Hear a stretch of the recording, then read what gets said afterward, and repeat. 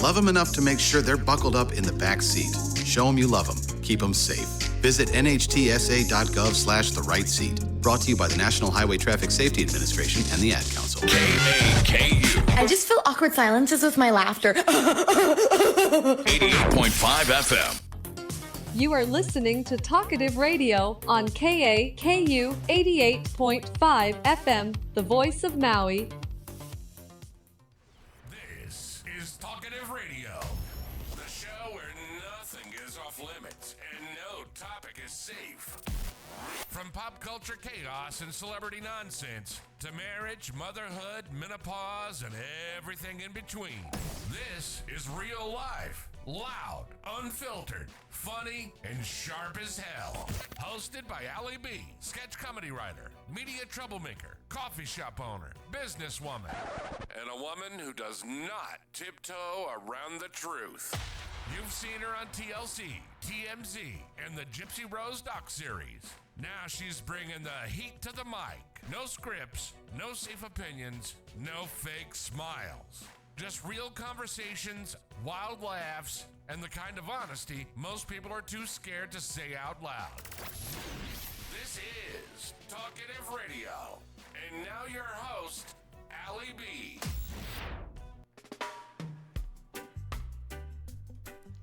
And it's Thursday. We're back in the studio for another glorious day of Talkative Radio. I am your host, Allie B, and we have such an exciting show planned for you today. I have a co-host in the studio with me, Carly B, all the way from the AZ, honey. So we're going to be talking about self-awareness, mindfulness, and all kinds of other wonderful things. Thank you for tuning in to 88.5 FM Radio, the voice of Maui. That's KAKU. We love doing Talkative Radio down here in Central Maui at 333 Dairy Road. And if you're ever interested in promoting something, come on down and see me. And if you want to do radio, you can do that too. You can also come down and see Tony for that, because I would be zero help in that department.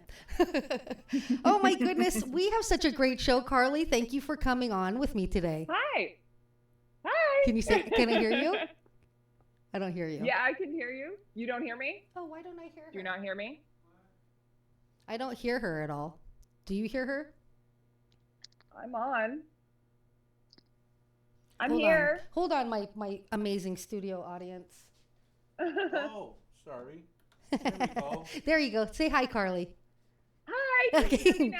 Yep, I hear you now. Yay. Okay. So we have such a wonderful show prepared for you guys today. We're going to be talking all about self-awareness and mindfulness. It's something that's really kind of been on the forefront of my brain over the last few months. And so I thought it would be a good day to talk about it. And of course, like we always do every week on our show, we're going to do a little celebrity news. It's all time for entertainment, weird news, and the Roundup on Talkative Radio. Our first story of the week. Have you guys seen the docuseries The Crash yet? If you haven't, it's a doozy. It is about a young teenage girl. This is a true story. Apparently, she had an accident, and two of the boys that she was in the car with passed away.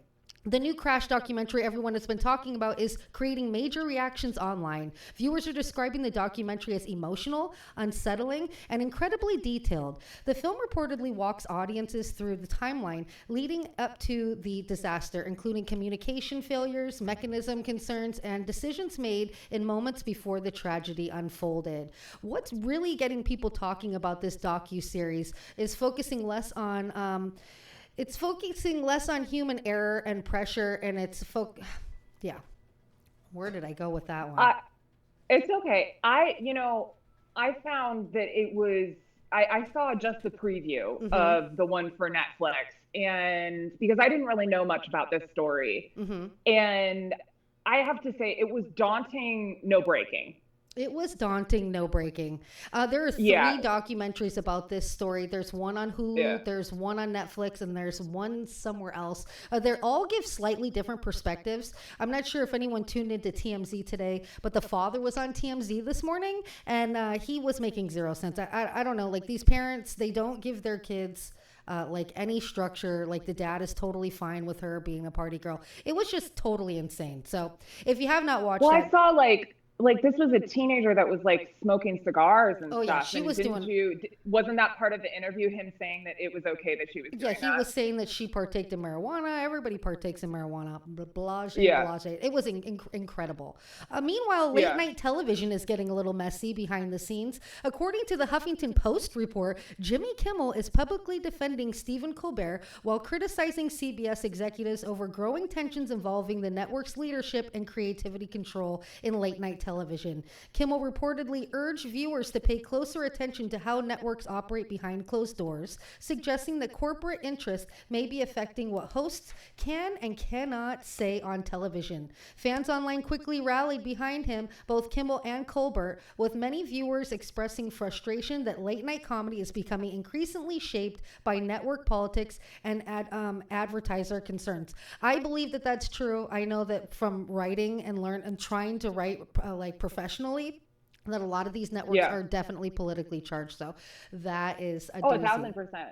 Yeah. Oh, also, speaking of celebrities fighting in public, Chelsea Handler has made headlines this week criticizing comedians Shane Gillis and Tony Hinchcliffe over controversial jokes made during the Kevin Hart roast last week. I'm not sure if any of my viewers tuned in for that. It was good. It fell flat a little bit for me. I think the problem is for me that everybody is so hypersensitive. Comedy, that's what makes comedy funny. It's taking people to the edge and teetering over what's okay and what's not. That's true comedy. And roasts have been notorious for the best, most hardcore jokes in the industry. And so Chelsea Handler coming and kind of piping off about it. I mean, Cheryl Underwood was there and a lot of the jokes were based on her. And apparently Cheryl's husband had taken his life like 30 years ago, and they kept talking about that, which I did think that was a little uncomfortable. I wasn't really thrilled with that. Let's see. In weird news, a drunk deer is causing problems in France. Now for the weird.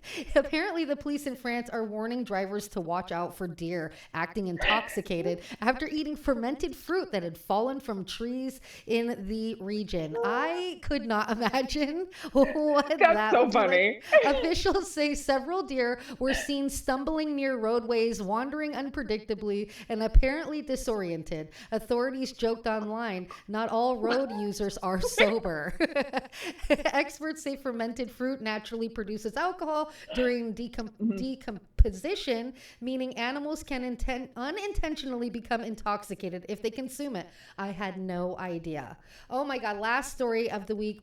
There was a slap fight on the Carnival cruise. You know, I've been watching all these cruises because of like the Hansa virus and all. And I'm always like, as soon as I think maybe I would take a cruise, something terrible happens, right? So 2 women were reportedly facing federal citations after a slap fight broke out on board a Carnival cruise ship returning from the Bahamas. According to the report, says the tension started to build while passengers were standing in line to settle onboard cruise accounts before docking. Witnesses say one woman allegedly came up to the other woman and said, "Hey, you know, I think you're in the wrong line." And that woman didn't like that. And so she touched her husband's shoulder.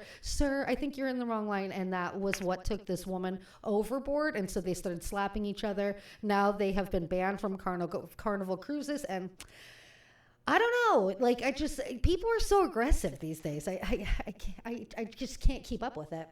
Let's see. Hey, I've been on a couple cruises, and that's extreme, even at the payout line. I know, right? It's the drink package, you guys. Don't get the drink package.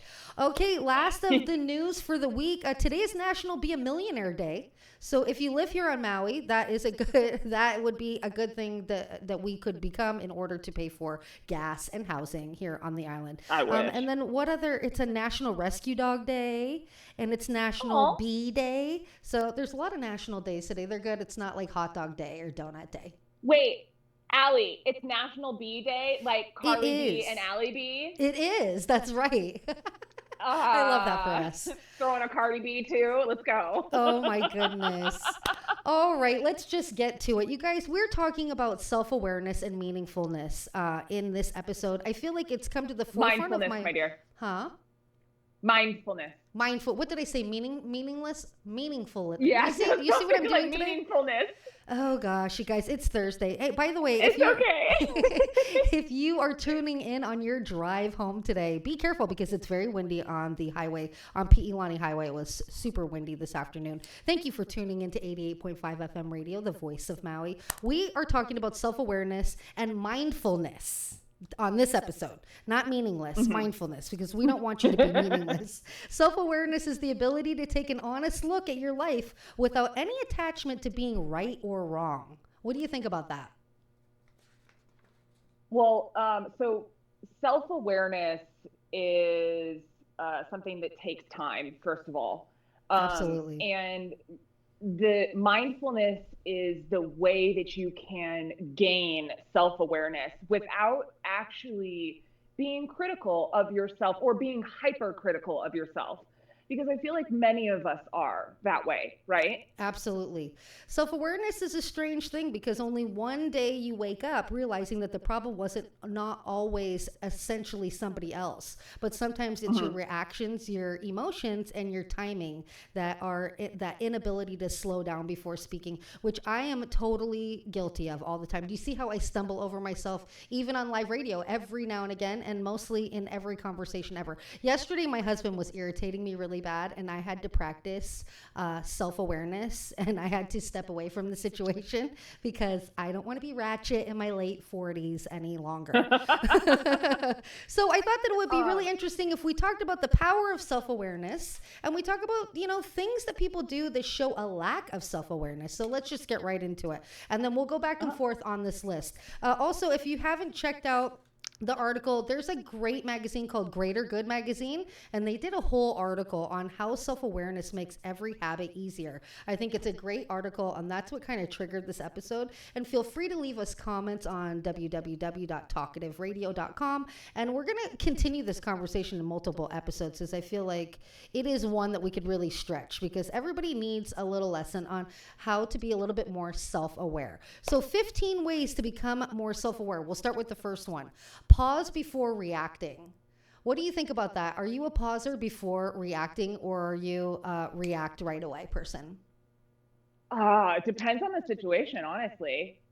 Okay, so like if it's something I haven't encountered before, if it's like if it happens to be a situation that sparks an emotion in me, right, that or maybe a past experience in me, it might take me a minute to react appropriately, I think, or maybe I'll take a breath because I know that that is a hard subject to do, and try to tamper down maybe whatever increased emotion that I feel. Yeah, I agree. I don't feel like I always practiced this when I was younger. I was a clapback queen, and now I've learned through business and personal experience that sometimes taking a minute to really hone in your thoughts before saying something will be better for you in the long run.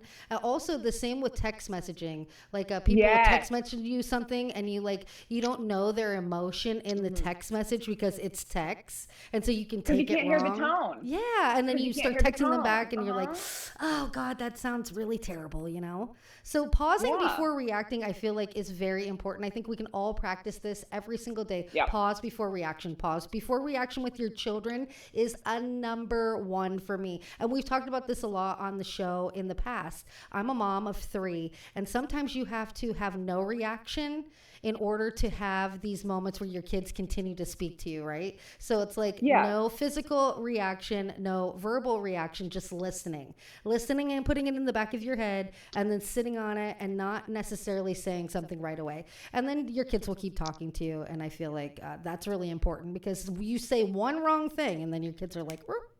Okay, number 2. This is also a good place to practice 2 like mindfulness things, which are the pillars of mindfulness, which is acceptance and attention.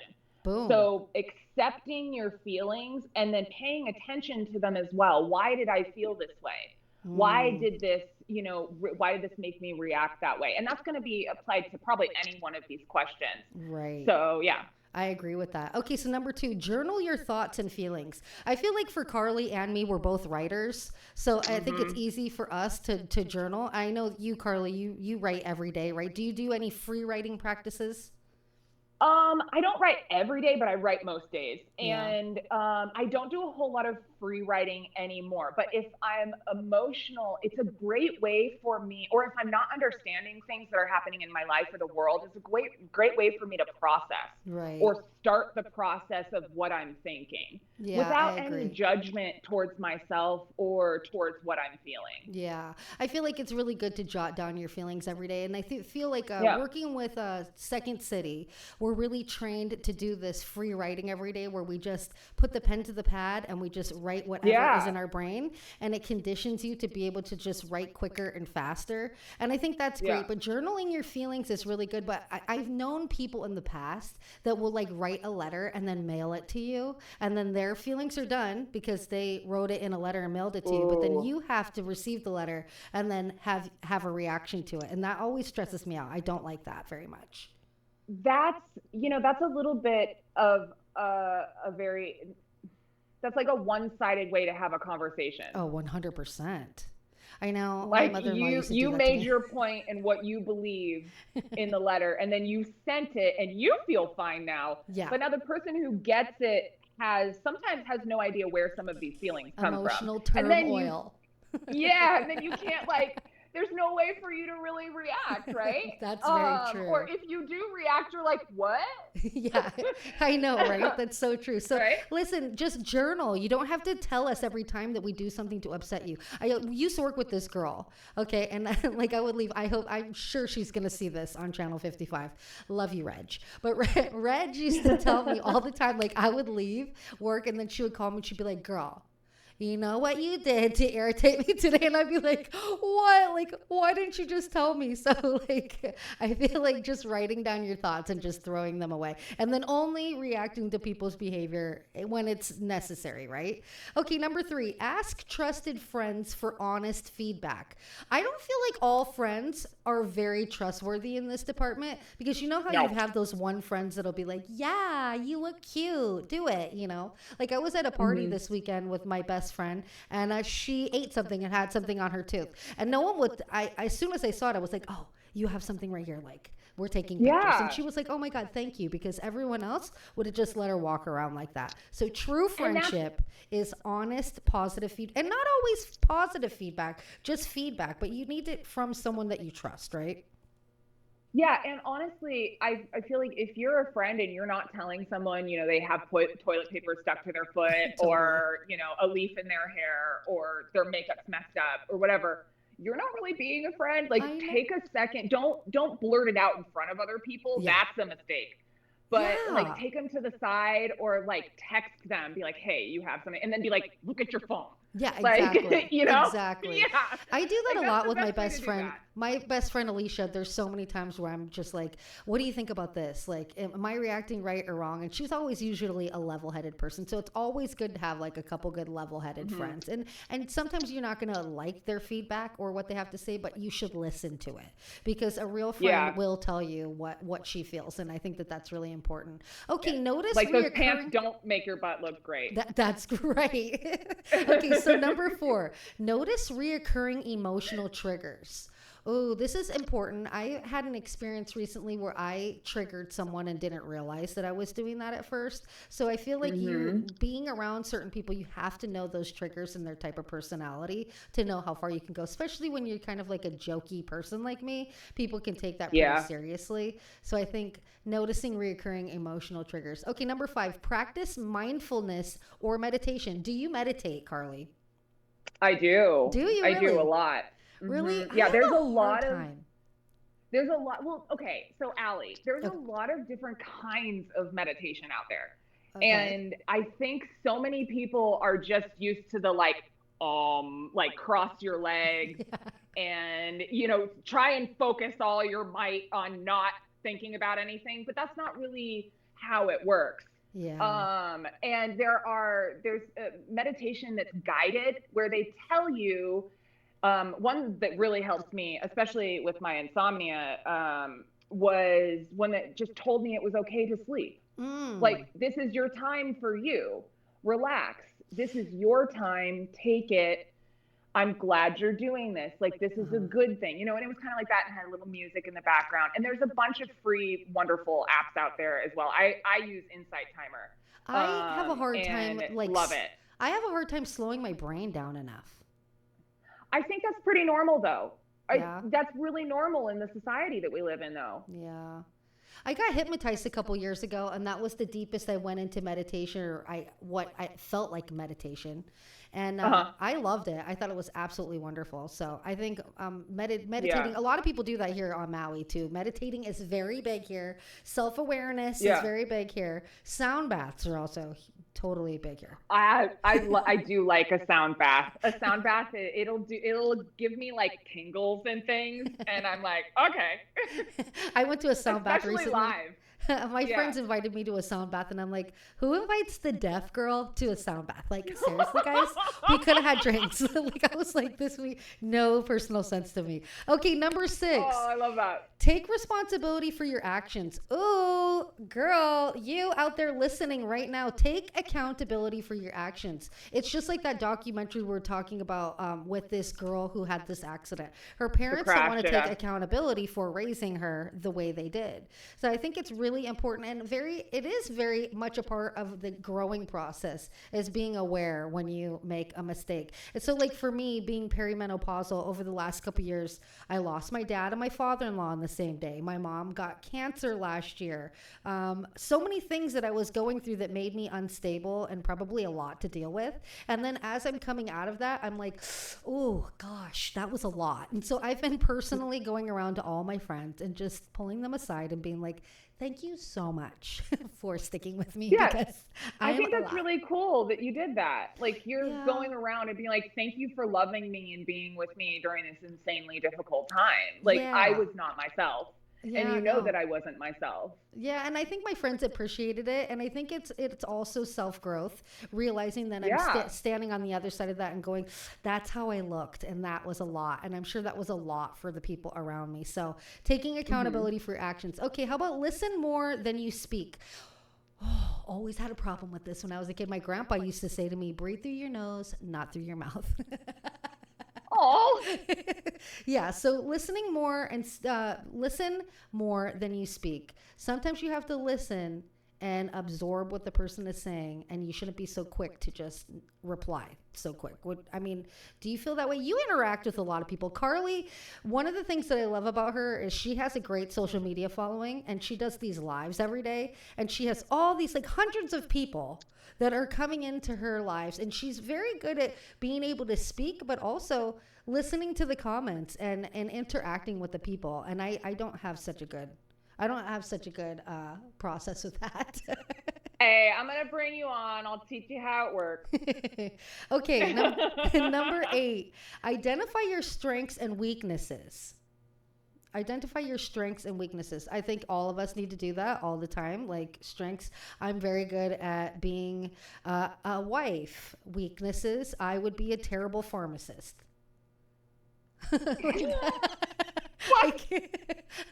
You would probably pass away if I was counting your pills. Okay, number 9, observe your self-talk. Observe your self-talk.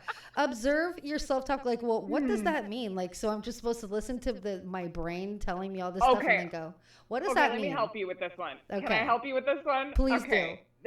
Self-talk are the things that we say to ourselves in our head.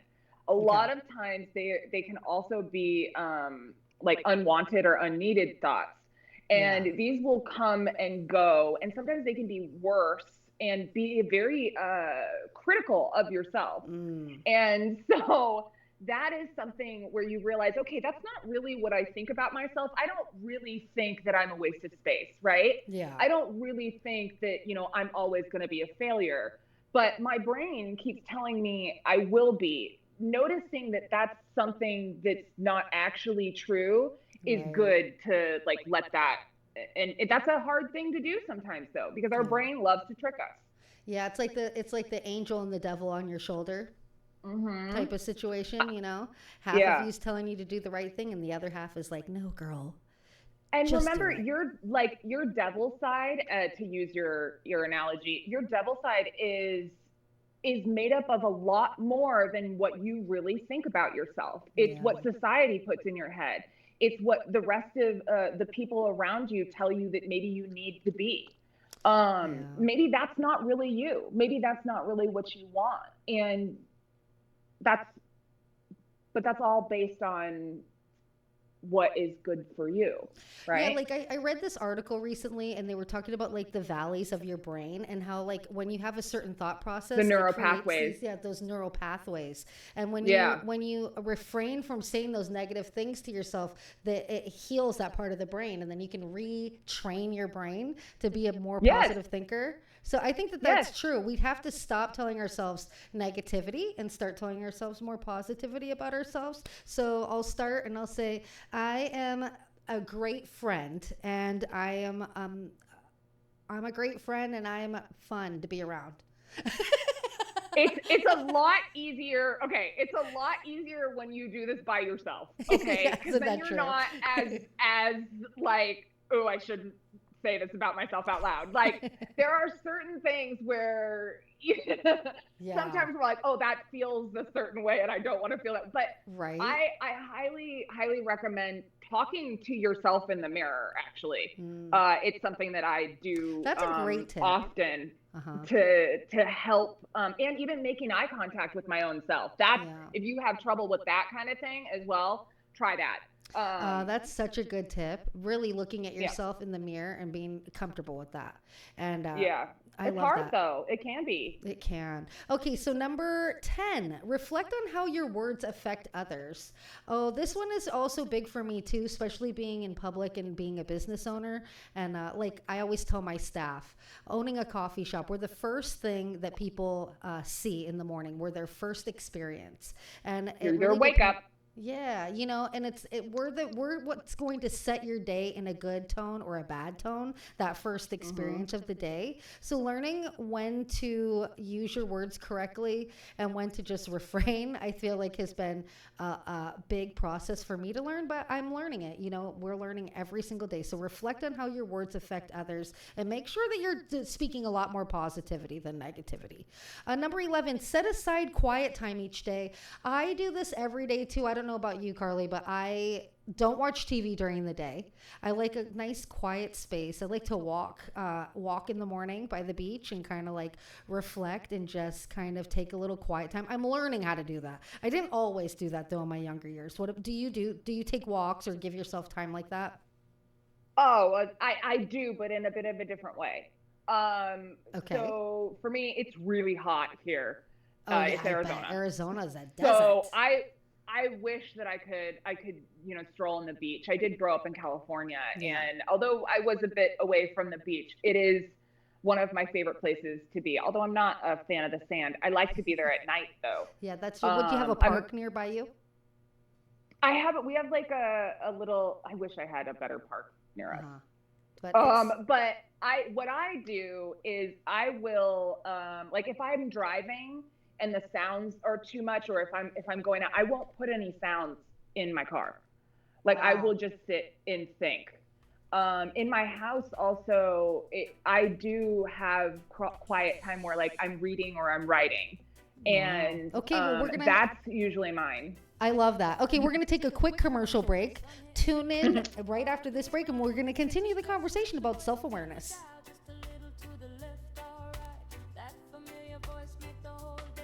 Running for a public office this election? Table sponsorships are now open for the 54th Kupuna Aloha Luncheon, scheduled for Saturday, July 25th at the Grand Wailea, hosted by the Maui County Senior Planning and Coordinating Council and Maui Economic Opportunity. The event brings together more than 400 kupuna and offers candidates a chance to connect directly with seniors. A total of 40 tables are available on a first-come, first-served basis. June 19th is the deadline to reserve tables and submit your payment. Hi, this is Steve Summers. Join me Sunday mornings from 1 to 2 a.m. with a replay Sunday mornings from 10 till 11 for the Oldies Time Machine. It's familiar oldies from the 50s, 60s, and 70s, plus some of those rare tracks you won't hear on any other radio program. Right here on KAKU 88.5, the voice of Maui. The County of Maui Department of Liquor Control will begin accepting license renewal applications on April 1st. No foolin'.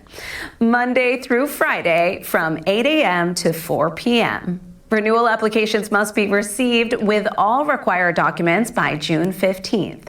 If you have questions, contact the Department of Liquor Control at 808-243-7777. Netflix Fringe Fest is now accepting short film submissions for its late night underground showcase happening June 20th from 10 p.m. till midnight at the Iao Theater during the inaugural Wailuku Film Festival. Organizers say the event will celebrate the bizarre, the bold, and the beautifully unhinged, with experimental short films 10 minutes or less in length. Filmmakers can submit entries now through May 22nd at Film Freeway, with an extended deadline of June 11th and official selections announced June 12th. You're locked into 88.5 FM Radio, the voice of Maui. I am your host, Allie B. You're listening to Talkative Radio, where we stay bold, we stay curious, and most importantly, we get talkative. We are talking with Carly B in Arizona today. She's my co-host for the day, and I'm super excited to have her. She's a beacon of information, girl, and I know that you're going to love her just as much as I do. Today, we've been talking about self-awareness and mindfulness, and we're going to switch gears a little bit. We're going to talk about, we're going to take some of your questions. We're going to talk about mindfulness, but we're going to we talked before the commercial break about some ways that you can be a little bit more self-aware. But Carly, let's talk about 10 things that people do. Well, not 10 things. Some things that people do that show a lack of self-awareness, right? Because I'm sure that there's so many. I mean, the list could go on and on and on. Oh my goodness. Oh man. Okay, so number one, let's think about what would be the first thing that someone could do if they were had a lack of self-awareness? How about interrupting constantly? Interrupting constantly, I feel like, is a lack of self-awareness. What do you think about that? Do you have anyone in your life that does that besides me? Allie. No. You know, I grew up with people like that, and I know that I have sometimes felt like I've done that before because I get so interested in the conversation that sometimes I feel like I'm like dropping in. Yeah. But there are people who will one-up you in a conversation. The one-upper. You know what I'm talking about. I know. That's a complete lack of self-awareness. Instead of like sharing a story or like, hey, I understand that this is similar to something maybe I've been through, because it continues the conversation, right? Yeah. It allows them to expand on their feelings instead of just shutting it down and being like, hey, this is this and this. Yeah, and you're so right. It. The one-upper. Yeah. I met a one-upper recently, and he was like, how long have you been in business doing air conditioning? My husband's like, about 30 years. He's like, yep, I've been in business 37. You know, I mean, he was like, every aspect of the conversation, it was like, okay, we got it. You are the GOAT here in this conversation. Making everyone, every conversation about themselves, every topic, someone circles back to their own story and feelings or their opinion. I don't feel like that's terribly wrong. I feel like that's kind of how you build a connection with people, right? I mean, I don't know, my perspective. But I think that what they're talking about is the way this person maybe did it. Like the one-upping, right? Yeah, true. Yeah. What about blaming everyone else for their problems? If we don't have 47 people in our lives that blame everybody else for their problems, and I don't want to out some of my girlfriends, okay, but you're on the list, girl, okay? But like, I think so many of us sometimes get into a little bit of that habit as well. And then a lot of us are like, oh, well, I shouldn't do that.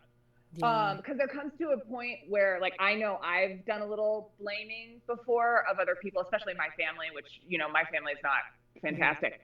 And sometimes getting out of that is the way that you figure out maybe you were doing too much blame. That's true. Me even saying like, hey, I'm sorry for my behavior. I was in menopause and my hormones were off. That could be that too. I should just say, hey, I'm really sorry I acted like a jerk. That way. But it could be skewed that way. But the way you did it was, I appreciate you for accepting me. Yeah, you know, there's a way that you can do it. You know, I think self-awareness can be difficult. It can be difficult. It's not an easy thing. So what are your thoughts about mindfulness? What are things that you do to be more mindful? So let me just basically say this very quickly. So mindfulness is the practice of anchoring your full attention to the present moment. So observing yourself and what you may need through thoughts and physical sensation. So look at yourself and then observe without judgment as like you're a passerby. That's so deep. Thank you. I wanted to make sure I got a little bit of a clear thing. The two biggest pillars are attention and acceptance. Mm-hmm. So paying attention, and that's one of the reasons why mindfulness really meshes with meditation. Yeah. Because while you are sitting there and trying to, if you're doing basic meditation, trying to, be quiet and regulate your thoughts, you are going to let them pass by as they happen. You're not trying to make them go away completely, but you're recognizing that it's a thought of yours, and you don't necessarily have to be active on it. It's just a thought. Wow. So that's really true. I have to be more mindful all the time. I feel like we have to practice that in so many aspects of our daily life, in every interaction with people, just being more mindful of them and what they're going through.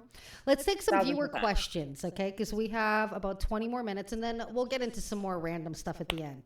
And then I'd like to hear your perspective and your answer for some of these questions, because these people, I just love my viewers. So, and we're not going to name any names, so you can always feel free to leave your comments on my website, text me, email me. Y'all know me. It's a small island, girl. I might see you at Food Line after, okay? All right. I moved to Maui for peace and healing, but honestly, I feel anxious and unhappy. Why do people think moving somewhere beautiful will automatically fix them? Well, that is a great question. I feel like a lot of us kind of do that. I feel like everywhere I go, I daydream about living in that place. But taking your problems from one place to another is just taking your problems from one place to another. Would you agree? Very true. Very, very true. I completely agree with that. Yeah. A lot of times we come with our problems. Yeah. So if you aren't acknowledging an issue, then it's going to travel with you. You're going to be affected with it no matter where you are. That's so true. Even if you're in the most beautiful place. Right. I worked with this elderly woman, and she told me, about relationships. And she said, you might have problems in your relationship, and then you want to jump ship and go into another relationship, but you're just taking one set of problems and switching it up for another set of problems. So fix the problems at home before you jump ship. So I think it's the same. Maui is a healing place, though. So many people come here and they're like, no, a lot of people are very drawn here. So I don't know. I mean, I guess that's this person's experience. I'm sorry that they're feeling that way. If you want to come have coffee with me on Saturday, let's do it, boo. And I will make you feel better about being here on Maui. Okay, how about this one? Every time I scroll on social media, I compare my life to someone else on the internet. How do I stop doing that? What do you think about that question? Oh, that's a very good question. And it happens to us all. Yeah, it does. It happens to all of us. Ooh, why couldn't I look that way? Or why am I not able to do this thing that they're able to do? Yeah. But looking at what you have in your life and what you're thankful for, and not just around Thanksgiving, is a really good thing to do. Yeah. Just in general, look at what's around you. Look at what they have and what they're trying to make you feel like you need. Yeah, also, are they selling you something? Yeah, isn't that true? And then sometimes I feel like unhappy people post really happy things. It's like sometimes like you see that picture of that family that constantly takes portraits, and you're like, are you sure you guys are good? Because I mean, you're just forcing this. We're happy on me. And so you can't always, I don't know. I feel like pre-COVID, celebrities were in this bubble where everybody wanted to be like them, and then COVID kind of changed that, because then we were all like in our houses and no one really cared if Kim Kardashian came out on the road and had like a certain Balenciaga outfit. But I do feel like it's natural. It's like a natural thing that we do. But I feel like I try to stop myself from ever feeling like I need to compare my life to someone else's. I try to stop myself in my tracks when that happens to me. It reminds me of that one Simpsons episode with the dog where they keep passing like the windows of the houses and looking on the inside, and like, or like the Christmas movie where like everything's perfect in the window and they're like outside in the cold, like shivering. Like that's what I always remember in my head, is that might not necessarily be true. Like that might be a snapshot, or that picture or that video is just a snippet of what you're seeing. Yeah, it's not the reality. Especially TikTok, it's like a 20-second, 30-second video. Yeah, and people think they're like, oh, I'm so envious of that. I'm like, people are like, oh, your house is so cute, and I'm like, termites, honey. Like, they look cute from over there, girl. About your roof and stuff. Okay, how about this question? I feel guilty anytime I rest, because I was raised to always be productive. Ooh. How do I learn to slow down without feeling lazy? That is such a good question. I feel like so many of us are guilty of that. I was also raised in a very strict Polish household where women had a job and men had a job. And as a stay-at-home wife even, I tend to try not to be like laying around too much, because I feel like I feel guilty for that. My husband wouldn't be mad at me for doing that, but I feel a sense of guilt for not being constantly productive. You know, I understand that completely. And my heart goes out to this user because, and I'm going to say something, this is not a direct quote from me, but this is a quote that I've heard and I can't remember where it's from, but rest is a gift you give yourself. Oh, I like that. Rest is a gift that you give yourself. And it's part of self-care.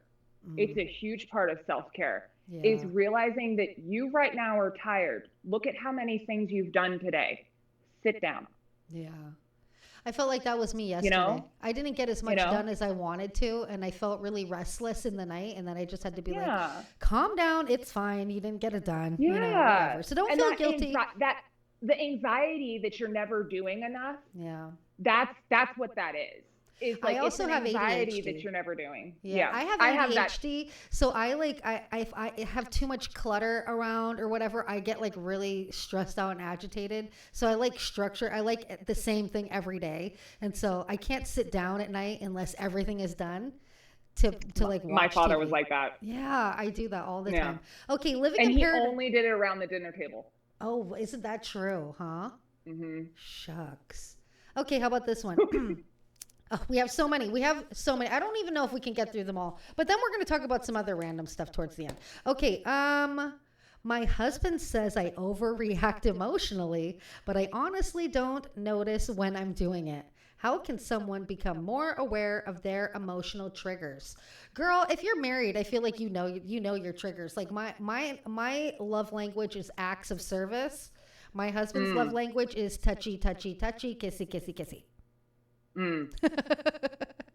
I'm a touch person, but I think to answer that question for that lady or that person who's asking this question, it's hard when you think you're the only one who's having an emotional reaction.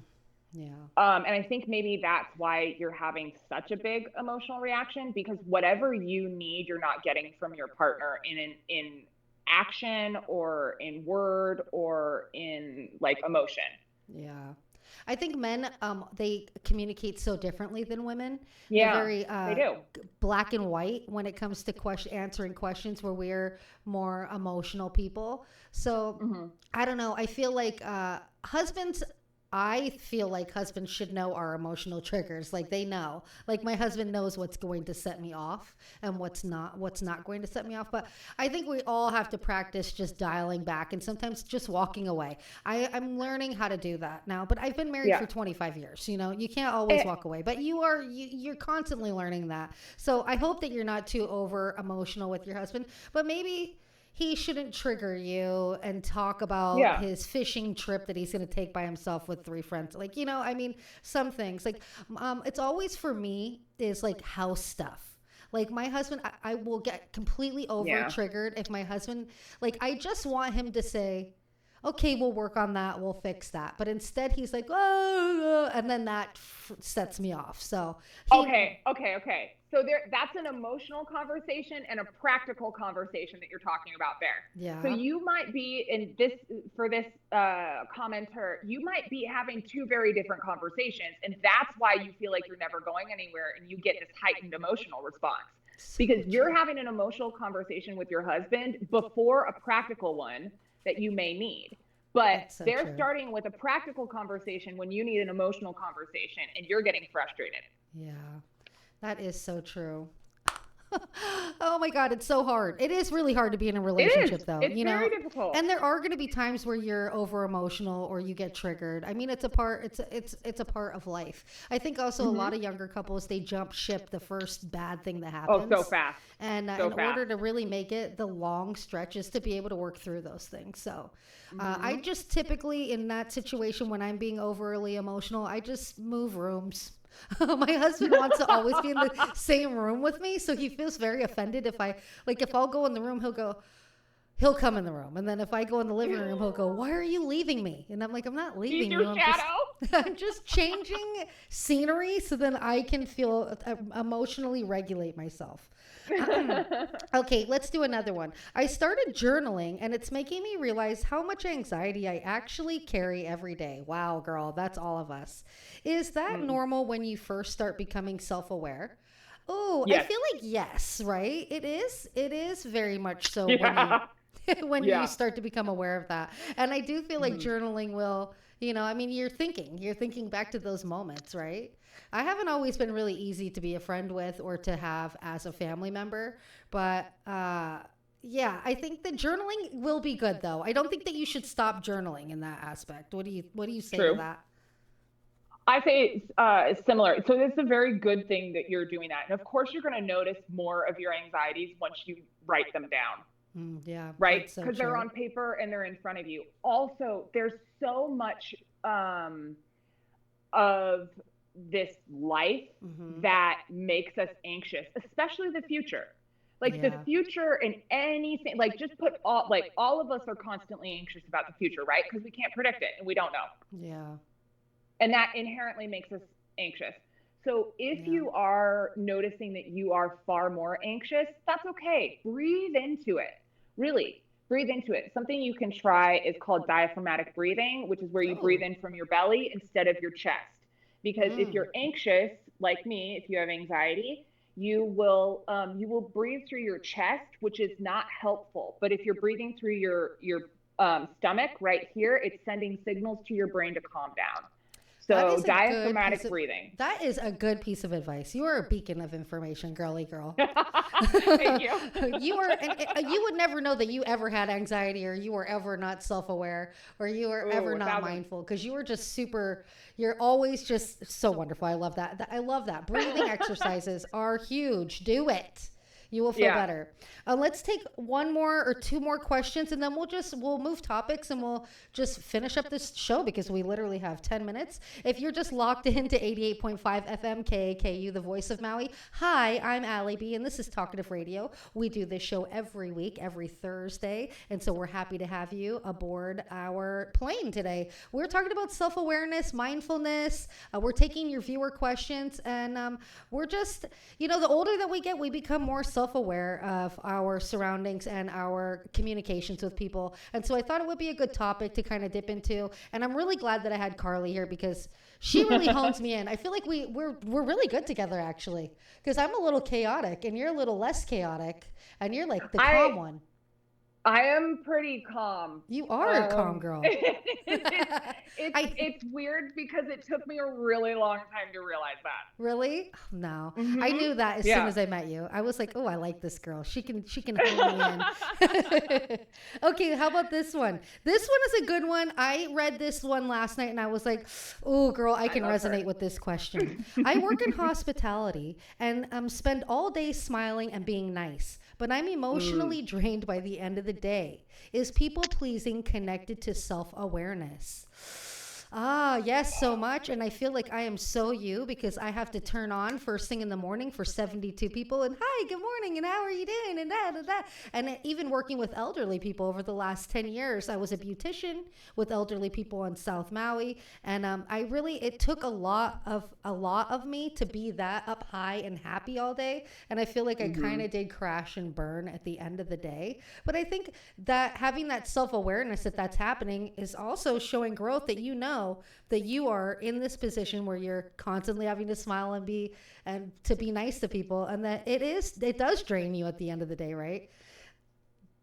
I don't know if you work in, what type of work did you do prior? Like, did you have to ever work in customer service? Oh, I have 12 years in customer service. Whew, girl, it's a hard one. Yes, it's very difficult. It's one of the ways that I learned how to control my voice and my temperament, because on the other end of the line, you never know where you're going to get. And that's just the same for someone like that who's in a caretaker position. When you walk into that room, when you're doing your job, especially if it's a new person, or if it's someone you maybe don't know what their mood's going to be that day. Yeah. And right? You don't know at all. Yeah, and people pleasing, I feel like I'm definitely guilty of people pleasing all the time. I'm constantly trying to please everybody in my life, and then sometimes I'm a former one. Yeah, I forget that I need to please myself. So it's like, like it's okay. Yeah, it's like dial back, girl. Same thing with the lady who was talking about being anxious when she sat down. It's similar to this. You're emotionally taking care of yourself if you are acknowledging the fact that, oh, this is draining for me. But when you get out of that job, what I want you to do is I want you to do something that's something you love, or something that makes you feel good. Like go eat candy if that's something that's helpful to you. Let it sit in your mouth, sit there, close your eyes, and feel it and taste it. Let yourself be happy in that moment, and then maybe it'll give you energy to go to something else. I mean, there's a bunch of other things that you could do. Watch a show that you want, or whatever. But going from something that's hard to something that's easy and relaxing for yourself is the way that you are able to continuously do that thing. It's a very difficult job, though. So thank you for doing that job, though. Yeah, your safety bubble at the end of the day. Yeah. Like I like to call it my safety bubble. Yeah, there's something called DIMS and SIMS. But yeah, there's something called DIMS and SIMS, which is danger in me and then safety in me. And so look for a safety in me. And usually you bookend those kinds of things. So like if you have a danger, if you're, doing a job like this that's very emotionally draining, make sure that before you go in, you take a hot shower and you massage your things, or you make a meal for yourself that is absolutely delicious and that you don't care about, or that you don't like worry about, or whatever. It's satisfying. Then you go into work and you do those things. Then you come home and you take care of yourself again in another way. That's how emotionally you will. It's hard when though you have a family and you constantly have people who are asking for your attention. So just remember, self-care is so important. Yeah. I like to start my self-care at 7:30 every night. I take my bra off and I sit down and I watch my favorite shows. And I feel like I told my husband last night, every time I take the bra off, everybody needs me at that moment so much more. And I completely become just totally over it. And literally my kids are so quiet. They homeschool and they work. And then it's 7:30. Everyone wants to come and talk to me and make a snack and and it's like, oh, I can't. I'm trying to take care of myself, guys. Like, be for real. Yeah, that's hard. That's hard though when you have people in your life who you love who also take some of your time when you need to self-care. Yeah. So maybe sometimes finding a way that you can self-care while still being with those people. Yeah. Bra off and all, because boy, do I love a bra off. I think that's my favorite. We all love a bra off. If you've enjoyed this conversation that me and Carly B have been having today, feel free to leave us a comment at talkativeradio.com, or go ahead and email me, text me, whatever it is. And also check out the article from Greater Good Magazine, How Self-Awareness Makes Every Habit Easier. It's a really good read, and I hope that you're more self-aware after we had this conversation. I know I learned a lot I used to call it hokey pokey, all this type of stuff. I was like, oh, I don't have time for it. But the older that I get, the more I do realize we are going through so many changes in life, and we do need to be mindful to ourselves, but self-aware of our surroundings and how we are interacting with the people that we're interacting with every single day. Carly, I love you so much. Let's talk a little bit about her. I met her on TikTok. And I just gravitated towards her instantly. I just love how she interacts with people, and I just love all the facets of her personality. And so I'm so glad that I was able to have you on the show and that we could talk. And I think we should do this more often. I think that this was really fun. And how can my viewers find you? Where can they find you? What is your handles? So I am Dancing Dragon in the Rain. Okay. On TikTok. And on YouTube as well. There's no spaces. Dancing Dragon in the Rain. Dancing Dragon in the Rain.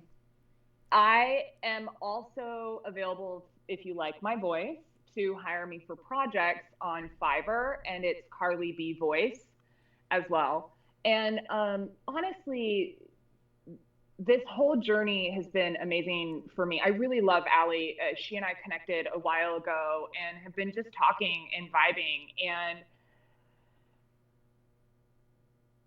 it is a privilege to be here. So of course I would come back on. Oh gosh, I love you so much. Yeah. Yeah, and I feel like, and we've talked about this a lot on my show in the past. When I was a young woman, I was really struggling. There was a part of my life where I didn't have a place for me and my daughter.